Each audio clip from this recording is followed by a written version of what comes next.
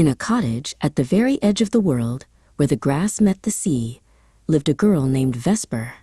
Her house was filled with the ticking of clocks and the humming of the wind, but it never held the sound of a mother's lullaby or a cousin's laughter. She lived in a beautiful, quiet solitude where the only footsteps on the floor were her own. When Vesper went into the village for bread, she walked through the crowds like a ghost. People hurried past her with their baskets and their chatter, never noticing the girl with the thoughtful eyes.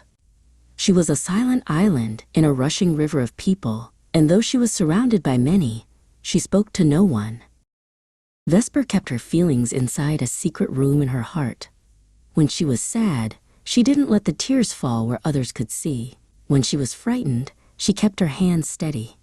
She felt that her words were too heavy for the air of the village, so she carried them home, tucked deep within her chest. But every evening, when the sun dipped below the waves and the first star appeared, Vesper would open her window wide. She didn't feel alone then.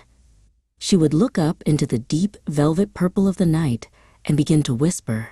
She knew someone was listening, someone who didn't need a name or a face to be real. She told her friend everything. She spoke of the ache she felt when she saw a family holding hands and the way the morning mist made her feel like the world was starting over. She shared the secrets she could never tell a human soul, knowing that her friend understood the language of silence better than anyone else.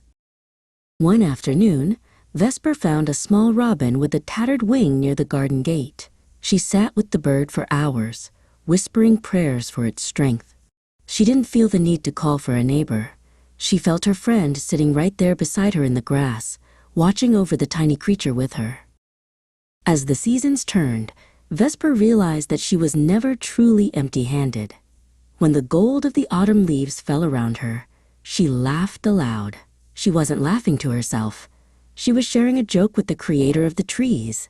She felt a presence in the warmth of the sun that felt more like a hug than any human embrace. When a great storm rattled the shutters and the thunder shook the floorboards, Vesper did not tremble. She sat by her small fireplace and felt a profound peace. She knew that the one who commanded the lightning was the same one who listened to her whispers, and she felt perfectly safe in the palm of a giant invisible hand. Her heart, once a heavy box of locked secrets, began to feel light. She realized that she didn't need a crowd to be known. Her feelings were not lost. They were heard by the great listener who lived in the stars and moved in the wind. She was the best friend of the King of the universe, and that was enough. Vesper still lived in her cottage at the edge of the world, and she still walked through the town in silence, but her eyes shone with a secret joy. She knew that wherever she went, she walked with a friend who would never leave, turning her solitude into a beautiful, holy conversation that would last forever.